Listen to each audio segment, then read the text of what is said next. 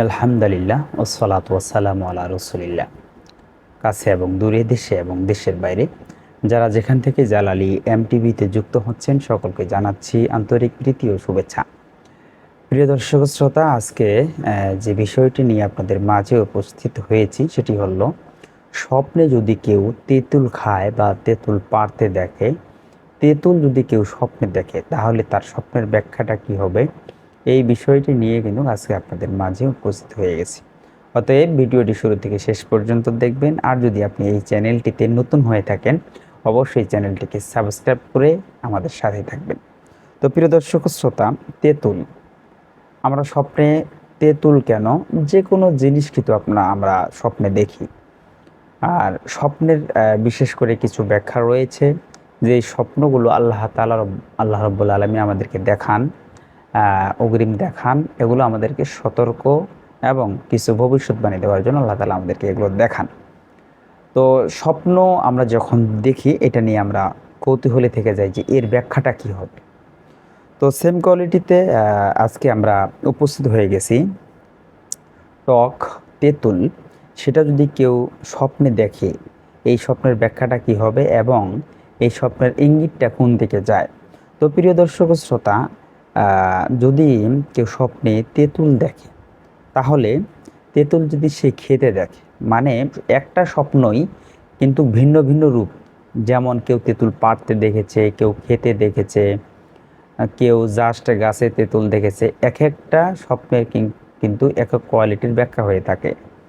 তো প্রিয় দর্শক শ্রোতা, এই জন্যে আপনি মনোযোগ সহকারে শুনবেন। আপনি তেঁতুলটা খেতে দেখেছেন, না পাড়তে দেখেছেন, না গাছে দেখেছেন, মানে কি অবস্থাতে আপনি দেখেছেন, সেটি হলো বিষয়। তো আপনি যদি তেঁতুল খেতে দেখেন, কোনো বিষয়ে অস্বস্তি, দুশ্চিন্তা বা মন কষ্টের ইঙ্গিত হিসাবে কিন্তু ব্যাখ্যা করা হয়। মানে আপনি তেঁতুল কী করছেন, আপনি খাচ্ছেন, যদি দেখেন আপনি খাচ্ছেন, তাহলে আপনি দুশ্চিন্তা, কোনো বিষয় নিয়ে আপনি অস্থিরতার ভিতরে আপনার সময়টা যাচ্ছে, হ্যাঁ, এরকম একটা ইঙ্গিত কিন্তু বোঝায়। আমিও কিন্তু এই তেঁতুল, মানে তেঁতুল আমি খেয়েছি, এটা কিন্তু আমি জাস্ট 2 দিন আগে কিন্তু এই স্বপ্নটা আমি দেখেছি। এবং এই স্বপ্নের ব্যাখ্যাটা কিন্তু হুবহু মিল। আমিও একটা দুশ্চিন্তার ভিতরে ছিলাম, একটা টেনশনের ভিতরে ছিলাম, তো সেম মিলে গেছে। ঠিক আছে, এই জন্যে তেঁতুল যদি কেউ খেতে দেখেন, তাহলে বুঝতে হবে ওই ব্যক্তিটা কি আছে, যে কোনো একটা বিষয় নিয়ে সে টেনশনে আছে, চিন্তিত আছে, দুশ্চিন্তায় আছে, এটা কি হবে বা কি হবে না, কি ফায়সালা হবে, এই ধরনের একটা টেনশনে কিন্তু সে আছে।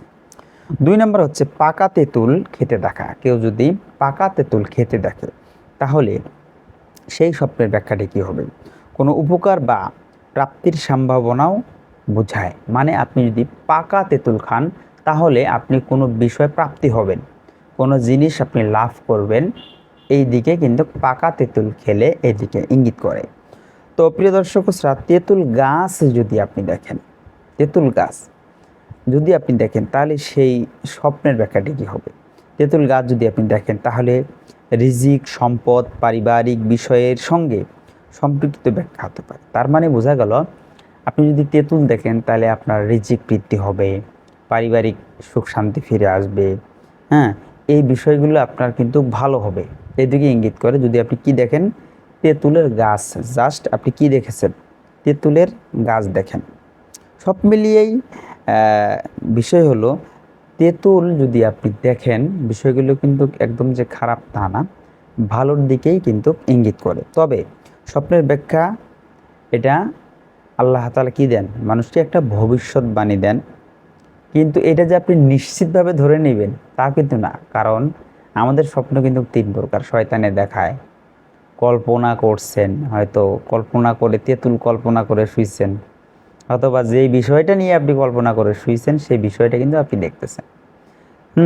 অবশ্যই এই বিষয়গুলো আমাদের কি করতে হবে, লক্ষ্য রাখতে।